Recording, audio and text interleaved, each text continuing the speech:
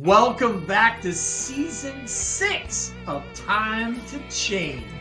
We have some amazing conversations lined up from people doing the work.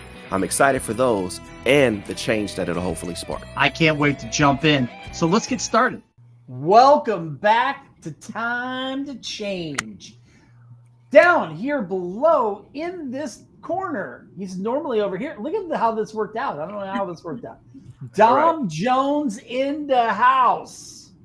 Welcome, Dom. Dom is my handsome co-host. 2 seasons now. Holy mackerel. I have more and more people. Like before it was like, hey, that's a pretty good show, Chason. And then it's like, I love Dom. I'm like, great. This is great. Dom adds the flavor. I'm having so much fun. And I think it's official now. 2 seasons in. I think we're together, Chason. I think we're together. Let's do it. I love it. I love it.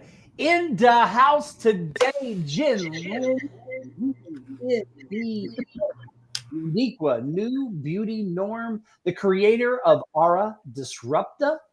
That is Hueprints from the Edge. I love just saying that. Like I feel it's fancy just saying like, holy cow. Branding, visual experiences, presentations, event coordination. She is going to be our MC for our 2nd annual Feed for Good on October 10th. People, look out. In the house, Jenlyn. Give it up, people. So much. I'm so excited to be here and meet Dom. It's so exciting. It's a great day. Ooh, who doesn't just love coming on and spending some time with Chason Forehand and Dom? Man, I appreciate that. I appreciate it. We're excited. Tell everybody, in case there's people on here that somewhere have been under a rock or whatever, that don't know who you are, tell a little bit about who you are and kind of just spread the wealth. So my name is Jenlyn, UNBN, or rather that is my brand's name, and the UNBN does stand for Unique with New Beauty Norm.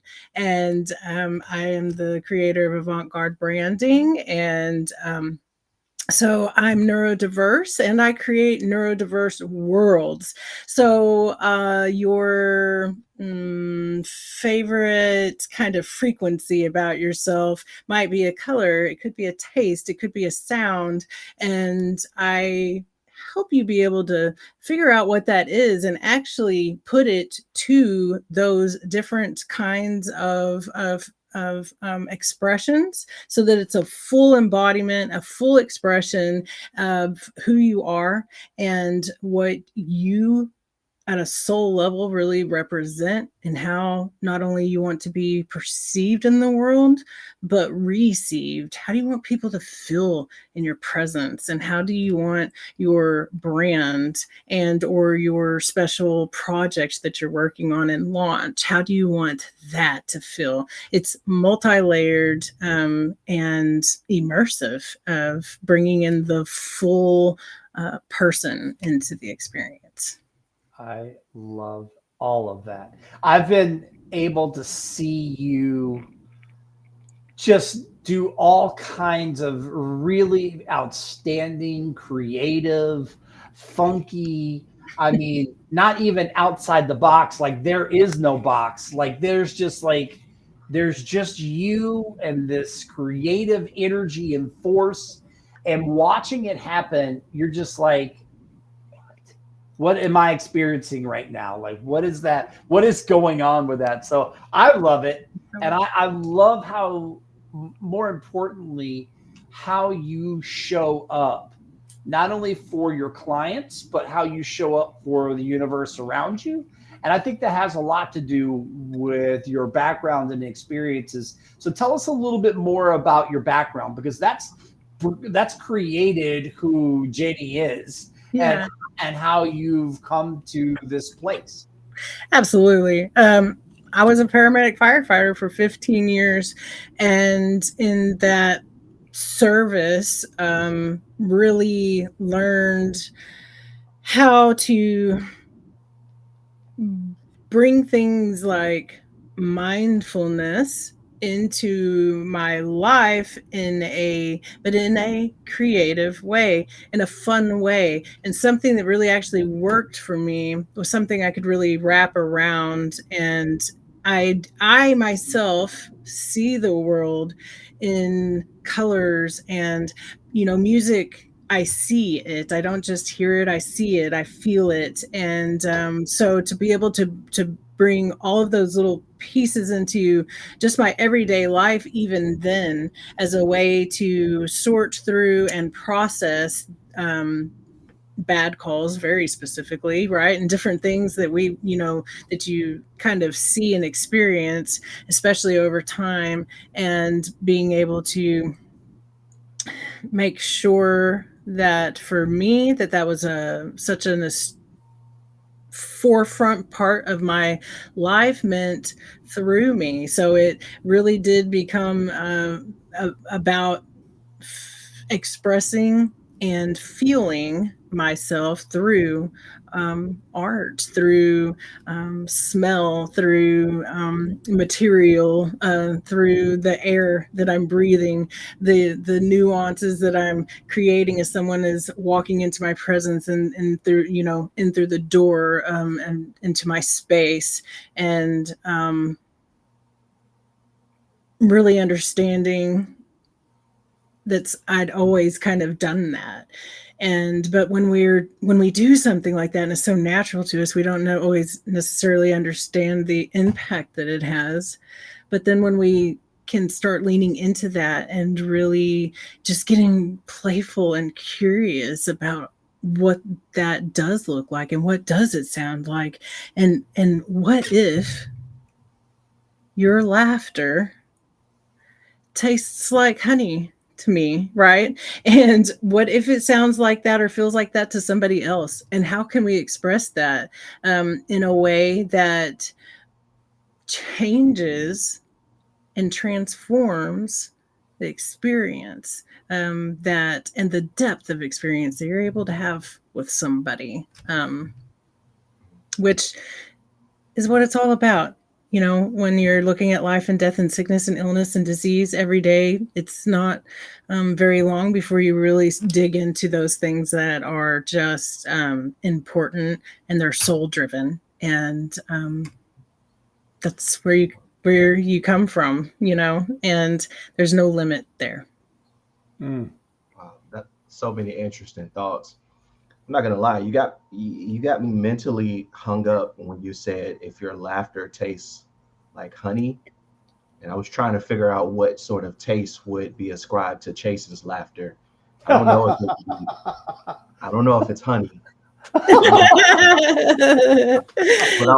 think it is, though. Like it's I can totally see, with Chason's, like to me, this is this beautiful giving tree, right? And and when you laugh, Chason is so hearty and earthy, and as a tree, right? I mean, I can see that's like just honey is seeping out of the bark, and the bees are laughing as they're dancing because it's tickling their wings, and it's just it's kind of like this little thing behind us that we're traveling through today. That definitely helps the visualization there of what that could be, but we don't think about it, or sometimes we don't experience. We're like, ooh, laughter, it can taste like something. I'm hearing so much intentionality with connections that we don't instinctively make about ourselves and our presence and what we want to project. Yeah. And where my mind goes, you do this for a living in terms of branding and design work. Not everyone makes those connections naturally, myself included. So I'm curious, Jen, when it comes to working with people where you're trying to help them establish their brand, what does that process entail in terms of helping to figure out the connections with taste, with presence, with energy, all of that? So some of it's like experimental, and it is an immersive experience where I may even ask a client to, sit in front of a mirror, and really just look and think, or concentrate, right? Like essentially kind of, it's the same as, maybe experiencing being blindfolded or even having your hearing taken away. So if we take one sense away, the other senses will begin to step in. And so it's a little bit of experimentation and also just allowing ourselves to go there. What does my laughter taste like? What does that song? What is the color of that song? What is the color of this gift that I have inside my soul that I am and trying to express to the rest of the world? And there's so many little nuances too that are really quite simple and easy. Show me your closet and I will tell you what those colors are, right? Because just on a biological level and on a neuroscience level, we already have all of those pieces, and we're already expressing them, just not in such an intentional way, because we don't know what we don't know until we do. But once we do, then and what this is about and what is different from, say, regular day-to-day marketing is this isn't about the sale. It's not about being able to draw as many people in as you can. This is about matching one another on a frequency level, because you are just natural extensions. You are on the same vibe. You are on the same frequency, and what you use to serve, either they also have that as a service, or it is something that they do need. And it's about creating beauty in an experience in a way that flows without resistance, without imposter syndrome, without fatigue, because it is just a natural extension of something that already is. There are a million different routes we could go today in talking about all the incredible things that you do. I have had a front row seat to some of them over the last couple of years, but I'm curious, out of all the things you do, whether it's writing, whether it's your music, whether it's branding for people, whatever it is, the video and the creation piece that you do, out of all of the things, is there one that draws you, that lights you up more than others? My work is soul work. It is about building, recognizing, and having a system for our souls to accomplish what it is that we're here to accomplish, to be able to do that freely with autonomy and with freedom of choice and expression.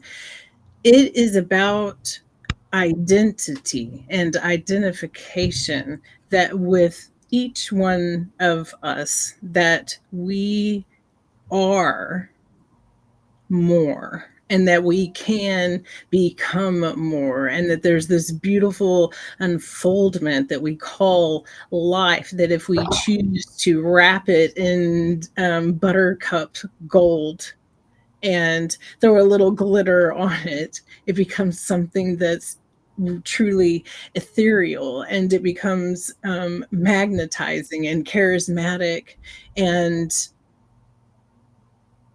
moving, right? It's all about movement. It's about being and creating movement in this world. And this matter, we have this body to be able to create and mold and bend and not stand firm and be as solid as a brick wall. We can, and we're the only things in the universe as of right now, right, that can do what it is that we can do. Energy has to have matter to become anything. And if we're not, if we're not moving that matter, nothing's changing. Yeah. So many very interesting thoughts. And speaking of movement, Jen, you started out the conversation mentioning that you were a paramedic and a firefighter. 15 years? Did I hear you correctly? Mm-hmm. Yes. Okay. That is not a that's not an obvious transition from that line of work to the line of work that you're doing now. Some of the concepts that you're talking through. I'm curious in terms of that movement. Like, what can you tell us a bit more? What fueled you to step into this space? And then I'd love you also mentioned earlier that your neurodiversity informs some of your work as well, and just interested in how that layers into the work that you're doing also. Yeah. Well, so between paramedics and firefighting to creativity feels like a big jump, but it's really not. Trauma is the little bridge there. So seeing trauma, treating trauma, being there for others through trauma. I was doing trauma work even on emotional, psychological, neuroscience level before it was ever even a thing. And so what that looked like was for the whole Tri-County area, I did trauma debriefings for everyone, volunteers, police officers, fire department, doctors, nurses, anybody that was involved at dispatch, everyone that was involved with the pre-emergency and emergency care systems. So through that process, one of the ways to process trauma is through things like play and creativity and painting or playing music or dancing or anyone. It's through art, though. It's through writing, right? And so that bridge really led into, okay, then working with women that were recovering from traumatic experiences in their life, which I've also experienced. And so working with domestic abuse survivors and different child abuse or growing up with abuse. So then it was a lot of work in that area. Then what happened is that everyone would, really have a transformation and really work through trauma and then say to me, well, now what though? Like, I feel like I know what my purpose is. And now what do I do with it? I don't know what to do with it. And so then that led into entrepreneurism and teaching business. And then this very huge gap that I saw happening in business was that branding was something that, I can teach you how to do a brand in 3 days. I can teach you how to do a brand in 3 hours. And in black and white and in theory, you absolutely can. But this is the thing, right? This is real life. We're bringing our life into what it is that we're doing. And anything that you may have experienced in your life, the body knows it's there and it's going to come up.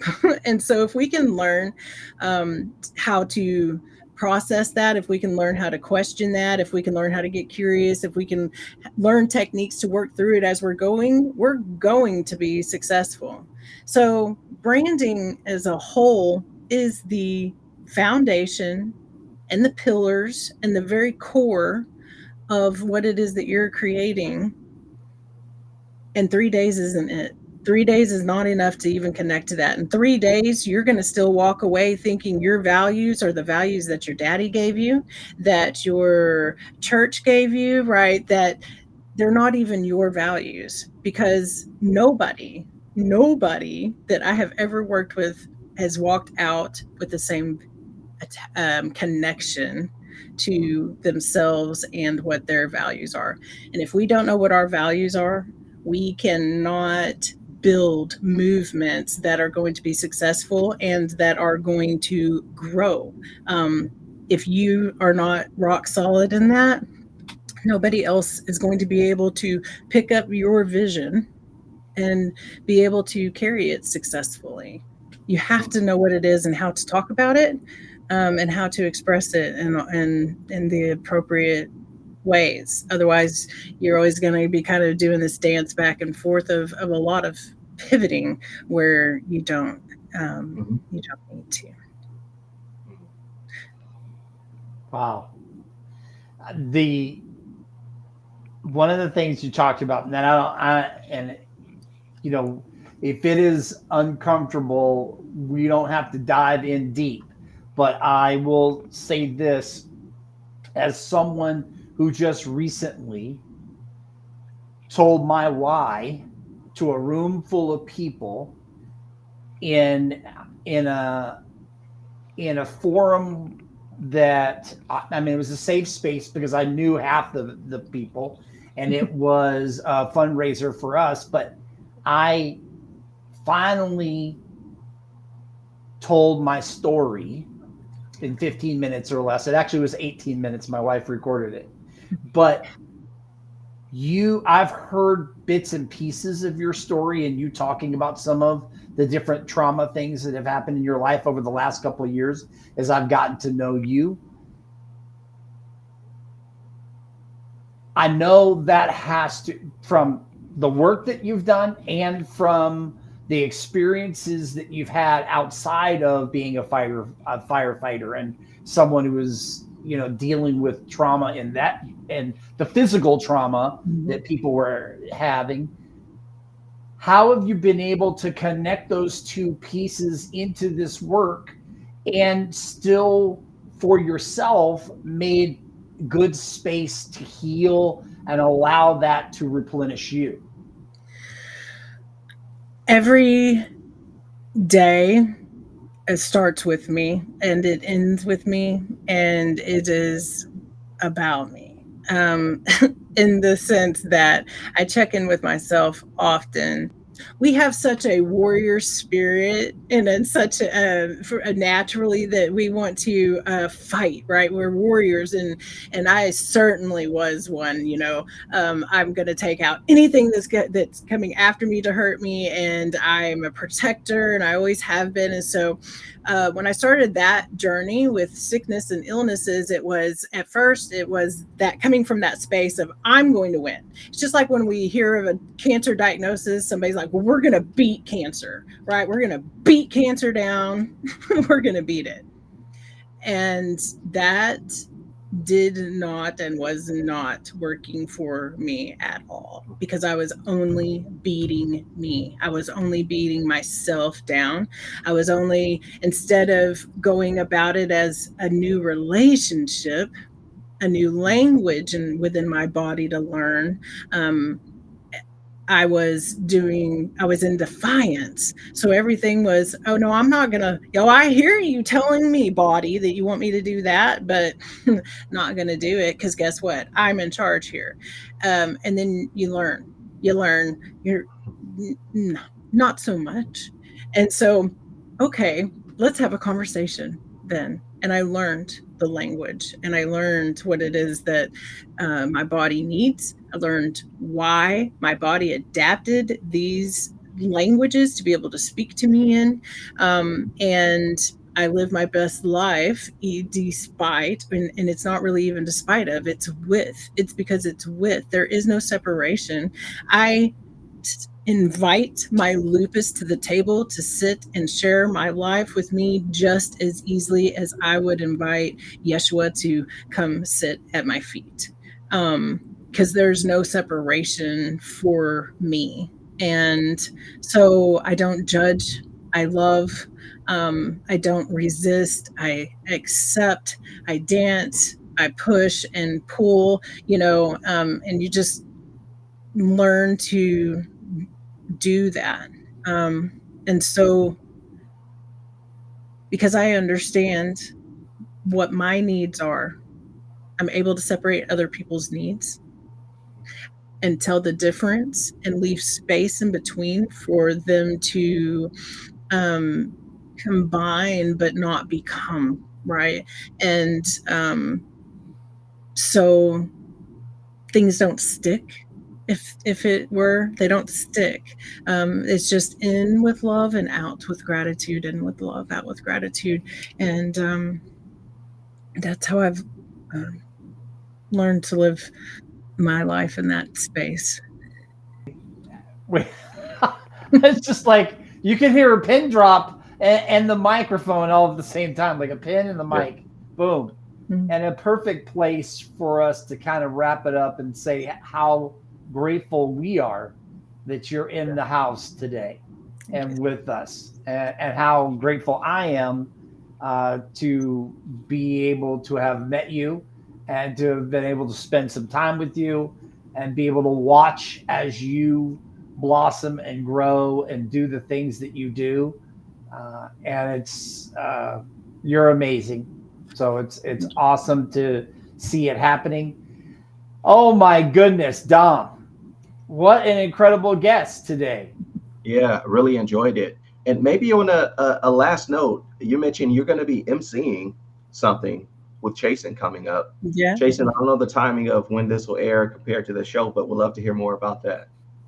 Yeah, she is going to. Last year, our Feed for Good was a 4-hour presentation, and I was I emceed it, and I was in the audience, and it was difficult. Yeah, it was difficult, but it was a great event. At that point in time, it was the best fundraiser we had ever had, always virtual, and we blew that out of the water with this one we did in March, which was Cooking Up Change. It was incredible. Yeah. So this will be our second annual Feed for Good. It will be 2 hours long. And Jenlyn is going to graciously MC for us so that I could be in the audience. Because, you know, we've been talking a little bit about it through the course of this conversation, but food, art, and music. What three things transcend languages, biases, barriers? They just, you know, as Jenlyn's coming on, I'm listening to that lounge music, and then I put it on low and we keep talking, and this vibe that's going on in the background with the lights and the greenery, and it's kind of what Jenlyn is all about, like how she shows up and combines all the things to do what she does. So she's perfect to be in this space because she completely understands it. And so we're honored to have her doing this for us, and you know, thrilled to recommend her for anyone else as well.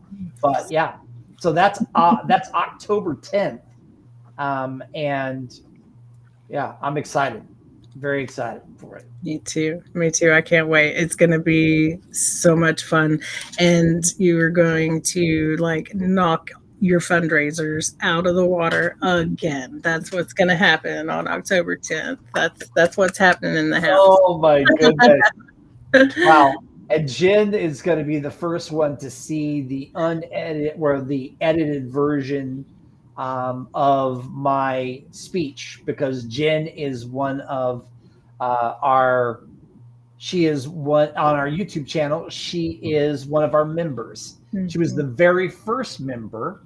So I send her secret little videos and stuff she gets to see before anyone else. And before this goes out to anyone, before I throw it out to the universe, you will get to see it as well, Jen. Oh, how exciting. I'm excited for that. So excited. Well, we have been, this is so cool. I just feel like I'm with just a whole bunch of friends when I have these conversations. Sure. So it's fantastic. Yeah, for sure. So we have been in the house with Jenlyn, UNBN. Dom, so good to see you again. Hang out. We're going to talk a little bit. And Jen, I will send you a message when this airs. Thank you so much for being here on the show. And we will see you on the next episode of Time to Change. I'm Chason Forehand. And I'm breathing in with love and out with gratitude. Dom Jones. Love it. We'll catch you next time, Jen.